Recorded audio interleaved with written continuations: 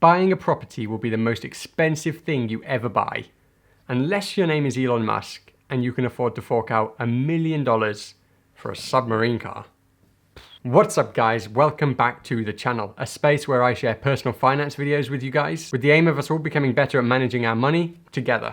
I recently posted my first video in a series of property guides that I'm going to be sharing with you guys over the next couple of weeks. Just a few weeks ago I bought my first property, so whilst the whole process is still fresh in my mind, I wanted to share the entire process with you. And guys, if you have any friends or family that is thinking of buying a house and may benefit from watching this video, please go ahead and share it with them. Right then, today's video is a guide on how to actually buy a property and get onto that property ladder. I'm going to be sharing the best sites for finding properties, estate agent advice so you don't fall for their dirty tricks, what to look for when actually viewing a property, negotiation tips, as well as the whole solicitor and conveyancing process, all the way through to actually getting your hands on those keys. And in case you want to skip straight to any of the individual parts of this video, I've linked them all down in the description, so feel free to go and jump ahead. If you're thinking about buying your first property but you're not quite ready or you're still working towards it, this video is going to provide great value to help you familiarize yourself with the whole process. So save this video and you can always come back to it again. This is just the second video that I'm going to be making in a detailed property-related finance series. So be sure to subscribe and check the bell icon so you don't miss out on the future videos. And please guys, smash that like button, it'll make my day. My first video covered budgeting and costs associated with buying a house, and I'll link that up here somewhere. But for now, let's get into this. Let's check out the logistics and real life process of getting you that house. All right then, first things first, start your search online. This is the most convenient way to search through tons of properties fast. And it's going to give you a good idea of the current market. And by that, I mean current prices, a range of properties available within your budget, and the current availability of properties within your search area. My favorite site by far is Rightmove. However, there are a couple of other sites that are worth noting, and these are Zoopla and On the Market. If you're looking for a regular property, i.e. not a mega mansion or a property within a really exclusive area, then almost all the properties on the market are going to be on these sites. And if you're anything like me, you will probably spend endless days scrolling through these sites up until the point that you've looked at every single possibility over and over again. So, and because I've been there, here are a few tips to save you some time. Number 1, filter your search to show only available properties, not recently sold properties, because this is a complete waste of time. Don't look at anything outside your budget because you don't really want to have to deal with the temptation. And thirdly, strictly filter your search area to the only area that's really realistically going to work for you. The main thing to do here is be realistic with yourself. Know your budget, know your search area, and don't go out of it. Other important criteria to consider as well are transport links for your commute, proximity to family, really important, and also how close the property is to schools. Having said all of that, if your aim is to get away from the world, then don't listen to a single thing that I've said. In fact, do the opposite and you'll probably find the most amazing secluded place in the world, where you can set up your man cave and live the rest of your life like Mark Wahlberg in the movie Shooter. Alright then, now that covers the best sites for finding a property. Next, let's talk about estate agents. I've included this section in today's video because I think it's super important to understand how estate agents operate so that you can be on the front foot and not fall for any of their dirty tricks. I personally haven't had a great experience with estate agents in the past, and most recently when buying my house, the estate agents that were selling it tried to play a particularly dirty trick. At this point, I'd been searching online almost daily, so I knew the market very well. I knew what was available and I had learned what a decent price was. That said, one day I logged into Rightmove and I found an awesome property that had only been listed for a couple of days, and I phoned the estate agents to arrange a viewing. And the estate agents told me that the property had been sold. They also said that I couldn't make an offer because I hadn't viewed the property, and I couldn't view the property because it had been sold. However, the property had not been sold, and sure, it was under offer, but in the UK, this legally means nothing. And I knew that, so I decided to play these guys at their own game. I actually went to the property that I already knew was vacant, there was no one living there, so I tried to knock on all the neighbors' doors and speak to them, and all the neighbors were really nice and super shocked at what I had to tell them. Through speaking to quite a few of the neighbors, I eventually got hold of the seller and I explained the situation. And he wasn't at all happy that my offer hadn't been put forward, so he called the estate agent to sort that side out. And it turned out that the property was under offer from a builder.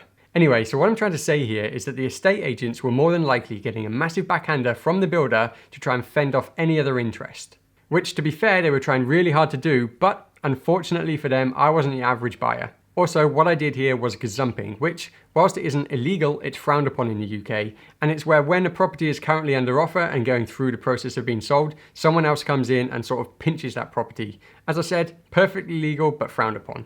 So yeah, whilst in most instances you can't avoid estate agents, just never trust them and never trust that they have your interest at heart, no matter what they say, because they don't. At the end of the day, buying a house is a business transaction. And like in business, it's every man for themselves. Alrighty then, next up is what to look for when viewing potential properties. Firstly, look at lots of different properties. Be open-minded and don't rush into a decision based on your emotions. Even though the property that you're buying is probably going to be your home, it's also a huge financial commitment and one that you'll be able to profit from if you choose wisely and if you do it right. To do this, search previous house prices within the area that you're looking at. Sometimes you'll find that the most recent sales data is not available, and the last property to have sold in that area may have been back 10, 20 years ago. And this could actually be a good thing because it sort of indicates that people in that area are choosing to stay put and not constantly moving. Also, don't buy the most expensive house on the street or in that area. By doing this, you're probably paying over the odds and you're setting yourself up for a headache later on when you come to sell. And also, view the property more than once, and if you can, at different times of the day, because at 10 a.m. and 4 p.m, that property could feel and look totally different. Other things to look out for when buying a house are: 1, is it connected to the mains gas network? And 2, is it connected to the main sewerage system? And this one is more important if you're looking in rural areas. And number 3, does it have central heating? All of these things will as well come out during the conveyancing process, but it's really important to watch out for them, and if possible, determine them before even appointing a solicitor, just to save you a few quid.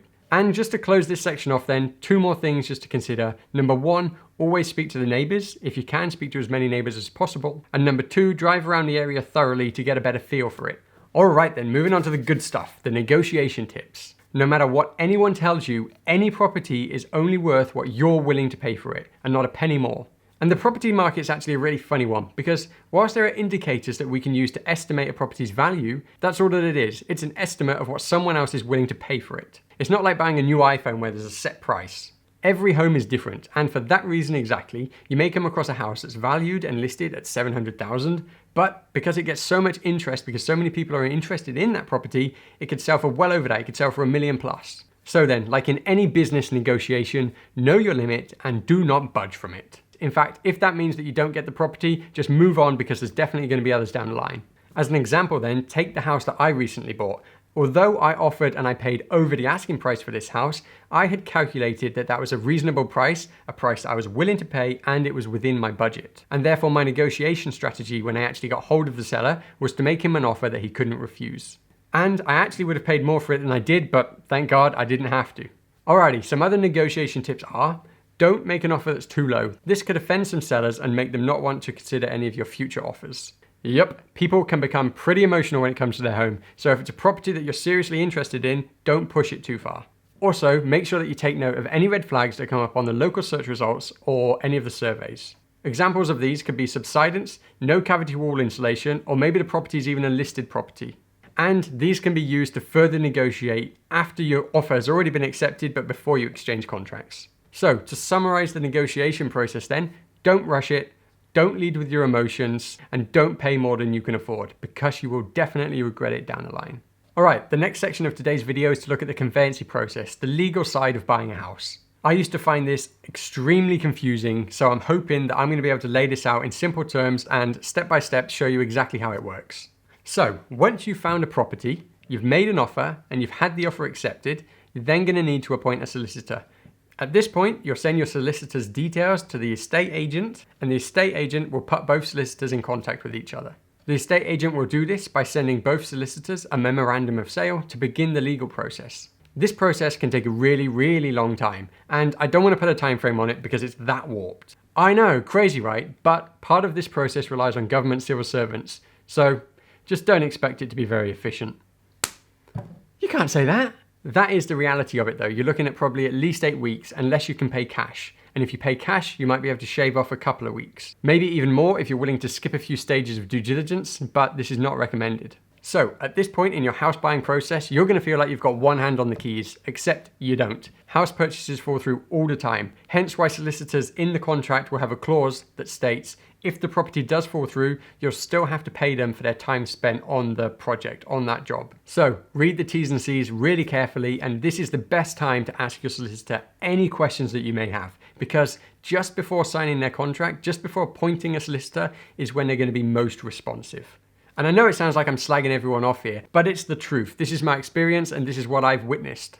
Now, by this point, the seller's solicitor should have had enough time to draft a contract and send that draft contract to your solicitors. And this will usually come with a TA6 form, which includes all of the information that the seller knows about that property. Make sure that you go through every single page of this, because whilst it is the solicitor's job to protect you, to protect your interests, at the end of the day, it's up to you to check as well.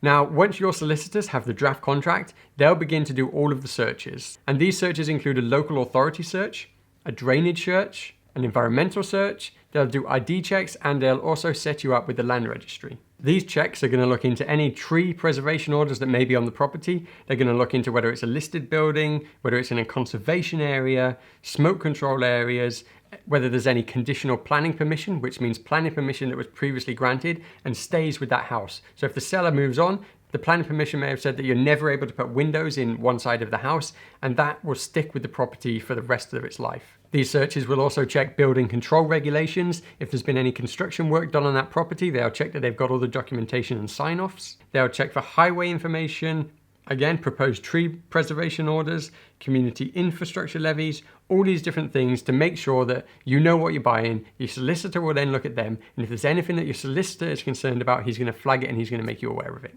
All right then, once all the checks are in, and hopefully if everything is okay, you're nearly there. At this point, you're going to need to get your finances in order. If you're paying by cash, you're going to need to get that cash over to your solicitor's account. And don't worry, they're not going to do anything with that money. They're going to hold it for you so that at the time of exchanging and completing contracts, they'll be able to have the money on hand ready to send. And if, like most people, you're taking out a mortgage, by this point, you're going to need to have your mortgage offer firmly in place. Then the solicitors will send you the contract to sign in preparation for exchanging. And this is the point of no return. This is the point of entering a legally binding contract. And if you back out now, there's going to be serious financial consequences. At this point, there's really only one thing left to do, which is to complete the sale, to exchange the monies, to agree a move-in date, and to get the keys.